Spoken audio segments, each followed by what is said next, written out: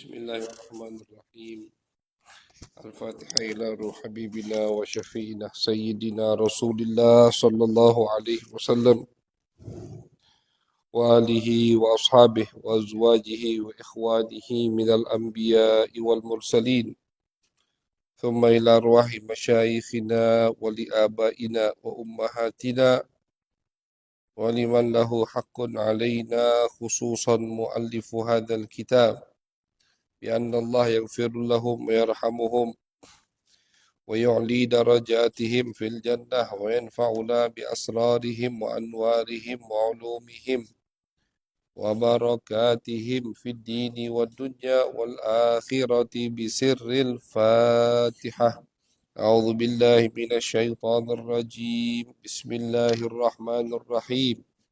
الحمد لله رب العالمين الرحمن الرحيم مالك يوم الدين إياك نعبد وإياك نستعين اهدنا الصراط المستقيم صراط الذين أنعمت عليهم غير المغضوب عليهم ولا الضالين آمين. بسم الله الرحمن الرحيم. قال الإمام المؤلف رحمه الله تعالى ونفعنا به وبعلوم مشايخنا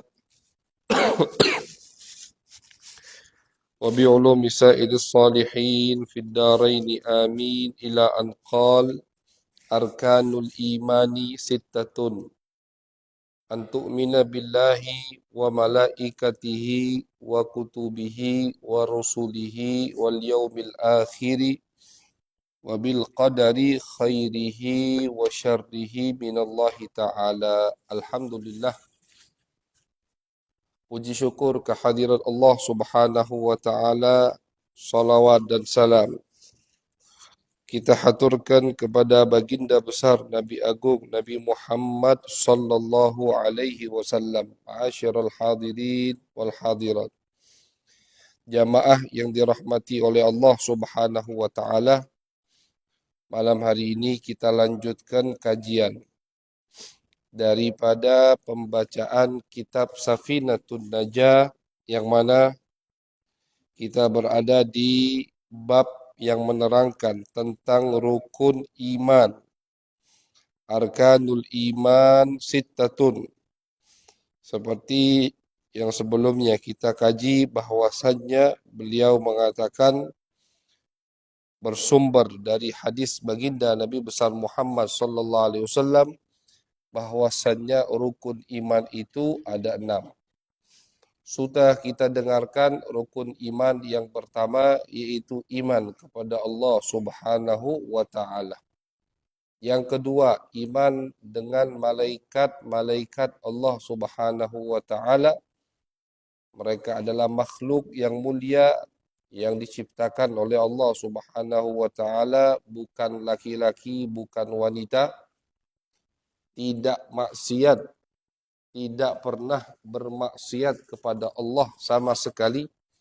Allah yang mengatakan di dalam Al-Quran, la ya'sunallaha ma amarahum wa yaf'aluna ma yu'marun. Mereka tidak pernah melanggar perintah Allah dan semua yang Allah perintahkan pasti mereka lakukan. Itu malaikat-malaikat Allah. Kita sebutkan sudah di kajian kemarin bahwasannya jumlah malaikat tidak ada yang tahu kecuali Allah Subhanahu wa taala. Namun ada 10 malaikat yang wajib harus kita ketahui namanya, yang sudah disebutkan oleh beliau di dalam kitab yang kita baca. Jibril, Mikail, Israfil, Izrail, Munkar, Nakir, Rakib, Atid, Malik, Ridwan. 10 malaikat yang harus kita tahu namanya. Kemudian rukun iman yang ketiga adalah iman kepada kitab-kitab yang sudah diturunkan oleh Allah Subhanahu wa taala.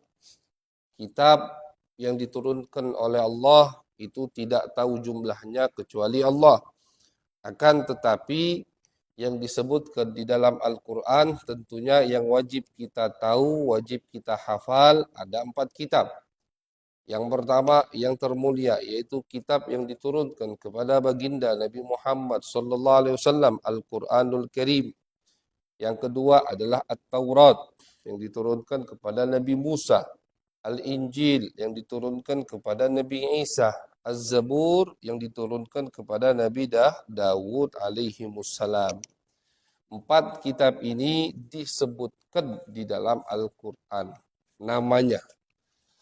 Makanya wajib kita imani, wajib kita ajarkan anak kita, istri kita, kerabat kita, saudara kita. Harus tahu nama 10 malaikat, nama 4 kitab yang wajib dihafal.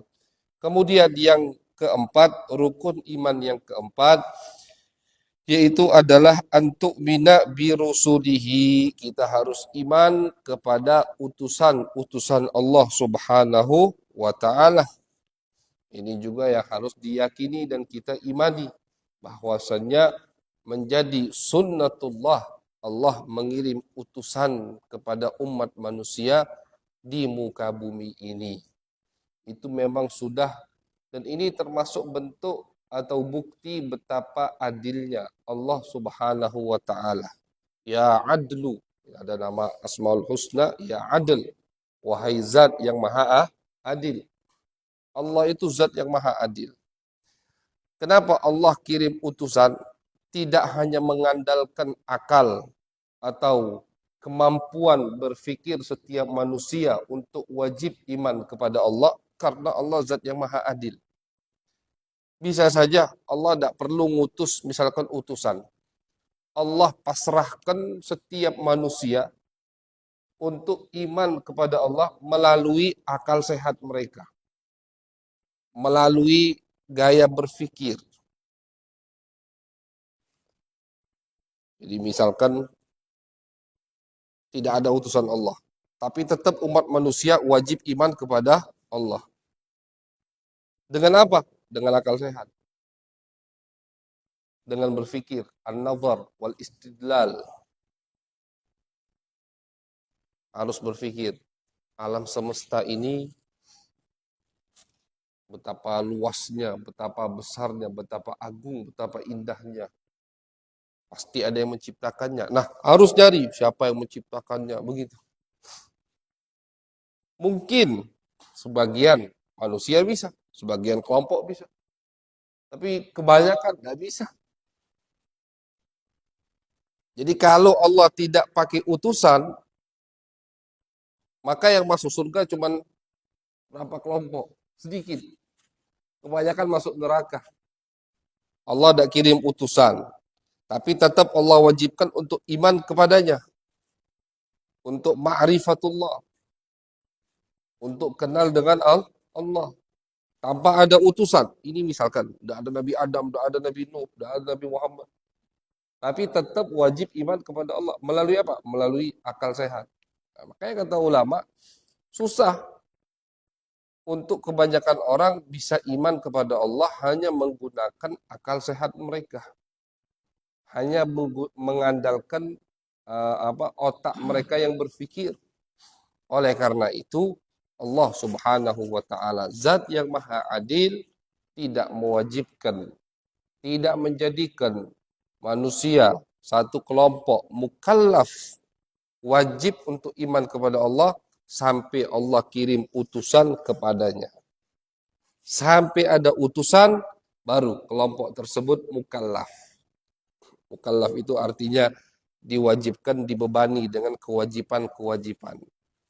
Allah berfirman di dalam Al-Quran di surat Al-Isra, wa ma kunna mu'adzibina hatta nab'atha rasula.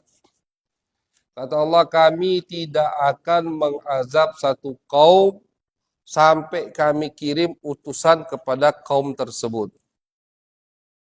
Berarti kalau ada satu kelompok umat manusia yang tidak sampai kepadanya utusan Allah, walaupun mereka tidak iman kepada Allah, tetap masuk surganya Allah.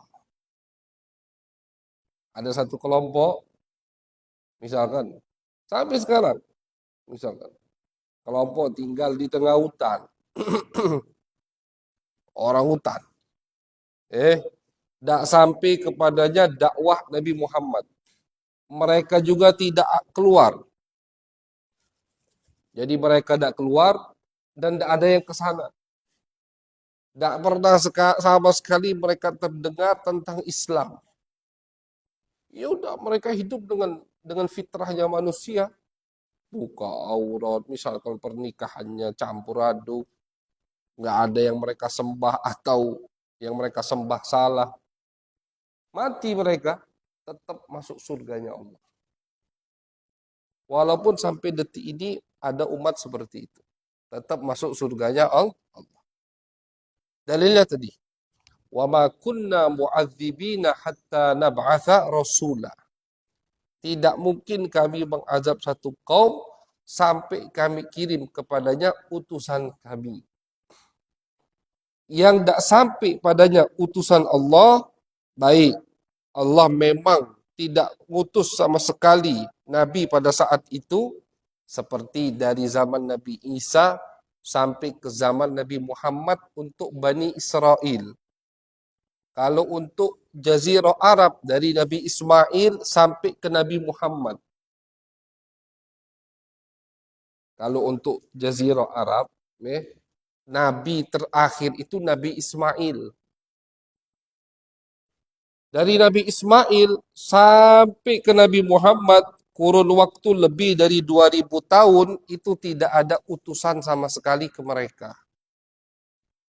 Nah ini orang masuk surganya Allah. Kelompok umat manusia yang hidup setelah Nabi Ismail sampai sebelum Nabi Muhammad diutus oleh Allah, itu masuk surganya Allah. Walaupun mereka tidak beriman. Masuklah di golongan tersebut kakek nenek moyang Nabi Muhammad SAW. Nah, makanya orang yang mengatakan nenek moyang Nabi atau sampai berani mengatakan ayah dan ibu Nabi di neraka, itu orang yang tidak berlandaskan dengan dalil. Karena di Al-Quran jelas, kata Allah, kami tidak akan mengazab satu kaum sampai kami kirim kepadanya utusan kami. Kalau Allah tidak kirim utusan, berarti tidak mungkin dimasukkan ke neraka sama Allah. Untuk Jazirah Arab pada saat itu, Nabi Ismail terakhir. Setelah Ismail nggak ada Nabi sampai Nabi Muhammad. Lebih dari 2000 tahun. Berarti orang yang hidup di masa tersebut semuanya masuk surga Allah. Karena mereka tidak ada utusan. Walaupun tetap kakek nenek moyang Nabi Muhammad. Jadi ini dalil dasar untuk kita yakin bahwasannya kakek nenek moyang Nabi itu masuk surganya Allah. Ini dalil dasarnya. Dalil yang paling, istilahnya yang paling gampang. Karena dari Al-Quran. Ditambahkan lagi dalam kitab-kitab sejarah, ulama menyebutkan setiap kakek nenek moyang Nabi itu tetap berpegang teguh kepada agama yang dibawa oleh Nabi Ibrahim dan dibawa oleh Nabi Ismail alaihi wassalam. Berpegang teguh. Jadi kalau mau dalil global, dalil umum tadi. Semua, bukan hanya kakek nenek moyang Nabi, siapapun meninggal sebelum Nabi Muhammad diutus oleh Allah, masuk surganya Allah. Ayat tadi dalil.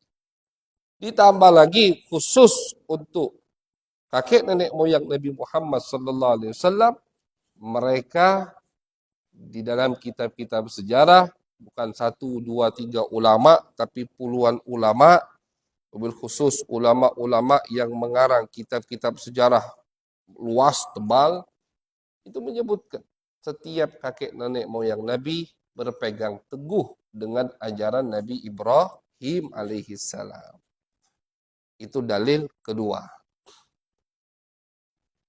Untuk Bani Israel, untuk Bani Israel dari Nabi Isa, setelah Nabi Isa diangkat oleh Allah Subhanahu wa taala, itu tidak ada nabi yang Allah utus. Dari Nabi Isa diangkat sama Allah sampai Nabi Muhammad diutus oleh Allah kurang lebih 500 sampai 600 tahun. Nah, jadi orang yang hidup dari Bani Israel 500-600 tahun tidak ada nabi, tidak ada karena nabi terakhir dari Bani Israel Nabi Isa. Setelah Nabi Isa diangkat oleh Allah Subhanahu wa taala, tidak ada lagi nabi. Sampai kapan? Sampai nabi akhir zaman, nabi kita Nabi Muhammad sallallahu alaihi wasallam. Kurang lebih 500 sampai 600 tahun. Yang hidup di masa tersebut masuk surganya Allah. Walaupun misalkan dia nyembahnya sembarangan, karena mereka tidak tahu. Allah zat yang maha adil. Nah, jadi utusan Allah, Allah menjadikan dari manusia, Allah pilih. Innallah astafa minan nas. Allah pilih. Tentu bukan sembarangan orang. Makanya termasuk yang harus kita yakini bahwasannya mereka para anbiya ya adalah orang-orang yang jauh dari maksiat. Para nabi jauh dari maksiat. Walaupun sebelum mereka diutus oleh Allah. Adapun cerita-cerita apalagi yang di dalam Al-Quran yang menceritakan Nabi Adam misalkan makan buah khuldi kan begitu. Nabi Musa pernah ninju orang yang mati. Ini Nabi Musa ya kan belum jadi nabi. Nabi Musa bukan mau bunuh. Nabi cuma dorong membela diri. Nabi Musa mendorong jatuh mati orang. Apalagi cerita nabi-nabi. Itu semua ada takwilannya. Nabi Ibrahim ketika berkata ditanya oleh jadi Nabi Ibrahim waktu itu masih kecil, tidak mau nyembah berhala. Hari Lebaran mereka, ya mereka lagi pesta-pesta di tengah kampung. Nabi Ibrahim masuk ke tempat peribadatan mereka, dihancurkan semua berhala oleh Nabi Ibrahim satu-satu. Ngelawan Nabi Ibrahim ini. Dihancurkan kalau habis itu ditinggalkan satu berhala yang paling besar. Digantungkan kapak di situ. Habis pesta tadi, nak ibadah, nak nyembah berhalanya. Hari lebaran mereka. Masuk tempat ibadah, berhalanya hancur. Kata mereka ini pasti gawe Fata, anak muda itu, Ibrahim. Dia yang paling anti dengan Tuhan kita. Dipanggil Nabi Ibrahim. Ketika ditanya, anta fa'alta hada, apakah kamu yang lakukan? Bal fa'alahu kabiruhum hada. Kata Nabi Ibrahim, yang melakukannya bukan aku, ini yang paling besar nih. Kan kapaknya di situ. Fas'alu in kanu yantiqun. Tanya coba kalau dia bisa jawab. Nabi Ibrahim menganggap ini kayak berbohong. Padahal itu bukan bohong. Nabi Ibrahim kan lagi adu argumen. Mengolok-olok. Ingin mematahkan keyakinan mereka. Bahwasanya kalau memang kalian yakin Tuhan kalian ini bisa memberikan manfaat dan madarat untuk kalian, seharusnya dia bisa menjaga diri mereka sendiri. Tanya ini. Yang hancur-hancur ini berarti bukan Tuhan. Misalkan, berarti yang hancur-hancur ini bukan Tuhan. Salah berarti selama ini keyakinan mereka nyembah batu-batu berhala ini. Oh yang besar ini Tuhan. Ya sudah, tanya bisa jawab dah. Kenapa kau hancurkan yang lain? Tak ditanya. Kenapa? Ini batu. Akhirnya nukisu ala ru'usihim. Akhirnya mereka malu sendiri. Terbantahkan dengan dalil yang kuat dari Nabi Ibrahim alaihi salam. Tanya yang besar ini kata Ibrahim. Udah, tidak bisa jawab mereka. Semua serentak diam. Karena mereka tahu ini batu tidak bisa ngomong, tidak bisa menjawab, tidak bisa. Nah, Nabi Ibrahim anggap itu kayak berbohong. Padahal itu bukan bohong.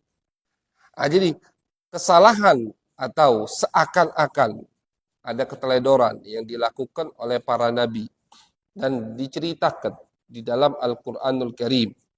Yang tidak diceritakan di dalam Al-Quran, tidak usah kita bahas. Tidak usah kita kaji. Karena terkadang banyak karang-karangan Bani Israel yang menjatuhkan martabat para anbiya. Yang perlu dikaji, yang perlu dibahas, itu hanya yang ada di dalam Al-Quran. Seperti cerita Nabi Adam, cerita Nabi Musa tadi, dorong orang yang mati. Nabi Ibrahim, kayak beliau berbohong. Ini semua ada takwilannya. Nabi Adam bukan melanggar perintah Allah. Kata ulama, makanya kita perlu baca tafsiran ulama dalam memahami ayat suci Al-Quran. Kata ulama bahwasanya Nabi Adam itu salah paham. Allah mengatakan, Adam jangan makan buah khuldi. Nama buahnya khuldi. Nabi Adam kira hanya dari pohon itu. Jangan makan yang di sini. Tapi di tempat lain boleh dimakan. Akhirnya sama Nabi Adam makan yang tempat lain dimakan sama Nabi Adam. Salah paham. Buah yang sama. Begitu. Wala taqraba hadhihi syajarah. Allah pakai alif lam ma'rifat. Hadhihi pakai dhamir terus pakai ma'rifat. Kalau di ilmu nahu itu menunjukkan sesuatu yang ditentukan. Hadhihi itu sesuatu yang ditunjuk, ditentukan. Hadhihi. Kata Allah, jangan mendekati pohon ini. Hadhihi itu dhamir. Kalau di ilmu nahu, dhamir itu menunjukkan sesuatu yang udah ditentukan. Terus Allah pakai asyajarah, pakai alif lam. Alif lam itu fungsinya juga sama, litta'rif, untuk menentukan. Untuk menentukan. Artinya dua sifat atau dua siyakul kalam, dua adat Allah gunakan untuk menentukan pohon ini. Nabi Adam pahamnya tidak boleh makan dari pohon itu. Tapi jenis yang sama pohon lain boleh. Dimakanlah sama Nabi Adam. Salah paham. Tak taunya sama maksud Allah dilarang semua pohon yang jenisnya sama. Salah paham. Dan itu skenario dari Allah. Makanya kata ulama, turunnya Adam atau makan buah khuldinya Adam itu rahmat buat kita. Kalau tidak turun Adam ke muka bumi ini. Kalau tidak diutus Nabi besar Muhammad sallallahu alaihi wasallam. Jadi makan buah khuldinya Adam itu rahmat untuk umat manusia. Kesalahan atau salah paham yang menguntungkan. Banyak takwilannya banyak, itu salah satunya. Jadi yang harus kita yakini bahwasanya Allah mengirim utusan-utusan. Dan utusan-utusan yang dikirim sama Allah ini adalah afdalul khalq. Manusia-manusia terpilih dan manusia-manusia yang paling mulia. Mereka semua dan semua utusan Allah dari bangsa manusia. Tidak ada dari bangsa jin. Ya, tidak ada utusan dari bangsa jin. Itu termasuk kelebihan bangsa manusia dari bangsa jin. Bahwasannya utusan Allah semuanya dari bangsa manusia, tidak ada yang dari bangsa jin. Hati Nabi jin hati.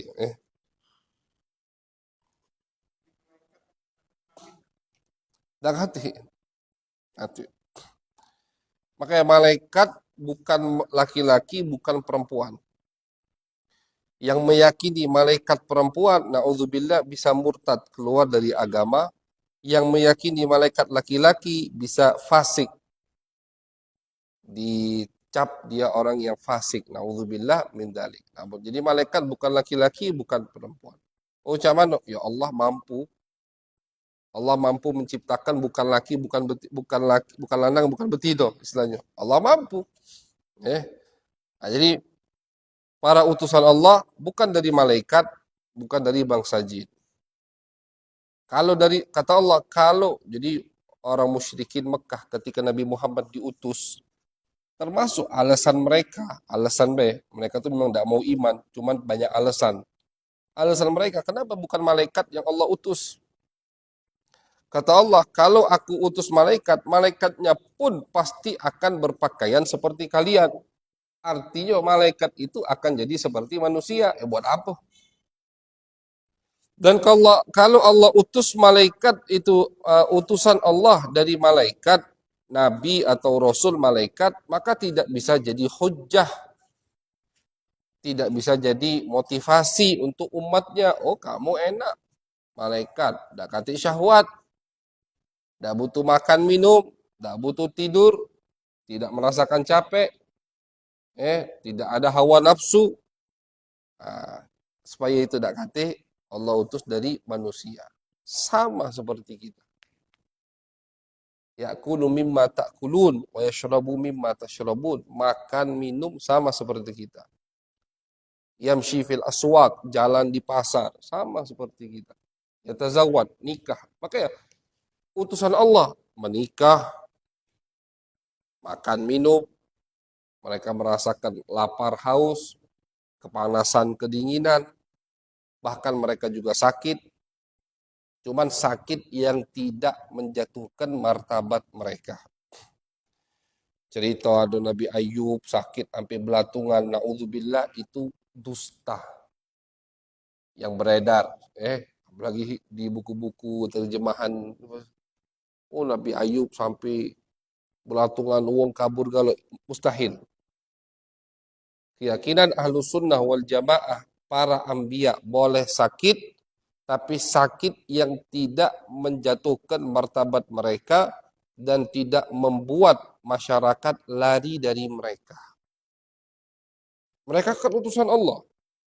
Bagaimana Allah kasih mereka penyakit yang wong lari dari dia? Mustahil.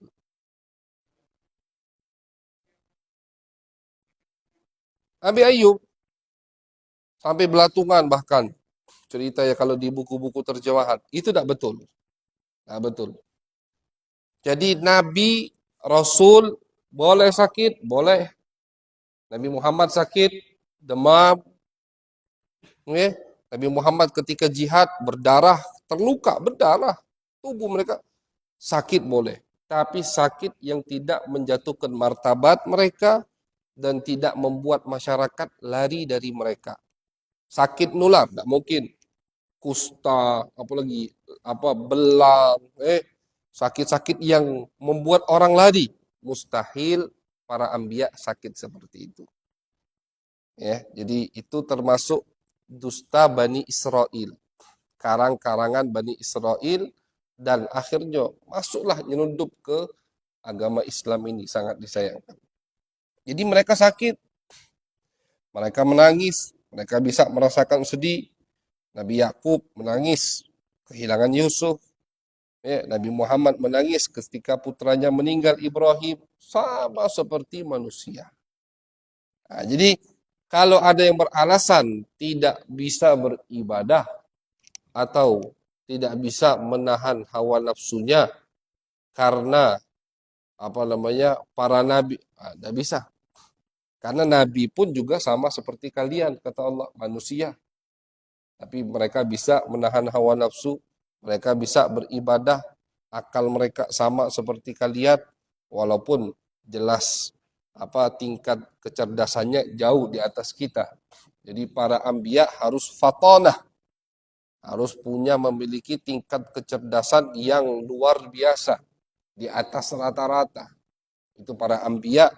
Kenapa? Ya karena mereka siap untuk berdebat, selalu siap untuk dihujat. Ya, para nabi itu kan siap untuk dihujat. Ketika mereka ngomong aku nabi, siap dihujat. Apa buktinya? Apa dalilnya? Apa jawaban ini? Apa ini? Apa ini? Mereka siap untuk dihujat, maka mereka harus jadi orang yang paling cerdas di zamannya. Itu para anbiya. Harus amanah. Para utusan Allah harus amanah, mempunyai sifat bertanggung jawab. Amanah, bisa dipercaya. Nabi Muhammad SAW sebelum diutus oleh Allah itu sudah Al-Amin. Julukannya sudah Al-Amin. Padahal belum diutus oleh Allah.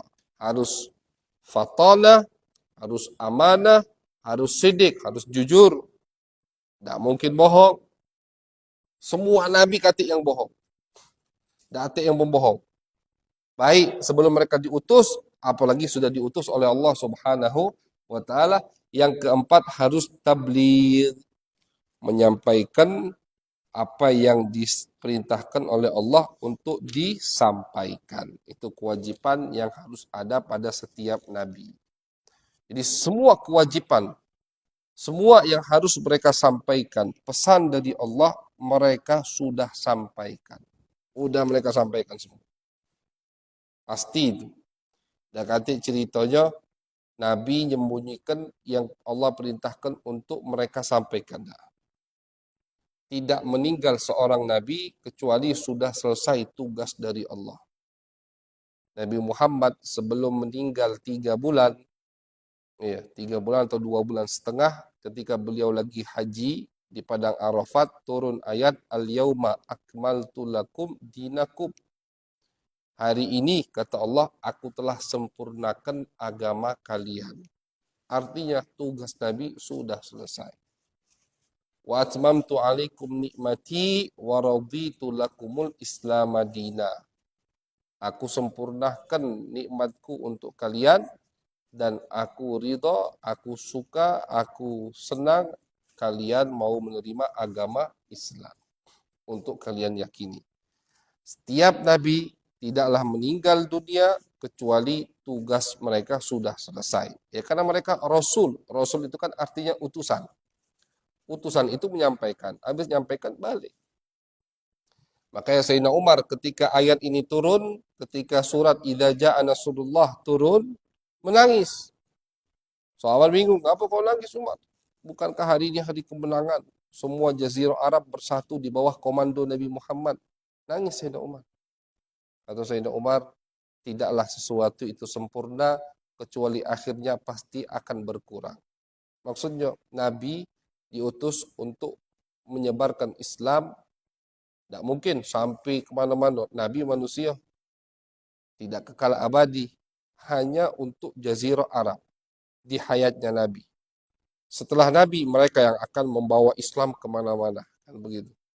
Sumbernya dari Jazirah Arab. Di hayat Nabi, Jazirah Arab harus bersatu. Pasti itu. Makanya ketika Jazirah Arab bersatu di bawah komando Nabi, Sayyidina Umar menangis. Karena tugas Nabi sudah selesai. Berarti Nabi sudah dekat untuk kembali kepada Allah. Menangis Sayyidina Umar. Jadi seorang utusan akan kembali kepada yang mengirimnya setelah tugas mereka selesai.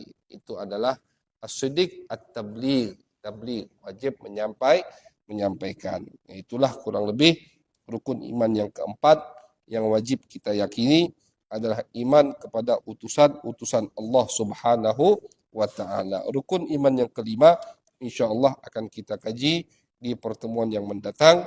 Mudah-mudahan diberikan kesehatan, taufik hidayat, kegampangan oleh Allah Subhanahu wa taala untuk menghadiri majlis-majlis ilmu, majlis-majlis yang berkah. Amin ya rabbal alamin. Allahumma aghnina bil ilm wa zayyinna bil hilm wa akrimna bit taqwa wa jammilna bil afiyah. ربنا تقبل منا إنك أنت السميع العليم وتب علينا إنك أنت التواب الرحيم وصلى الله على سيدنا محمد وعلى آله وصحبه وبارك وسلم والحمد لله رب العالمين والسلام عليكم warahmatullahi wabarakatuh. Ya tadi dia nak bertanya.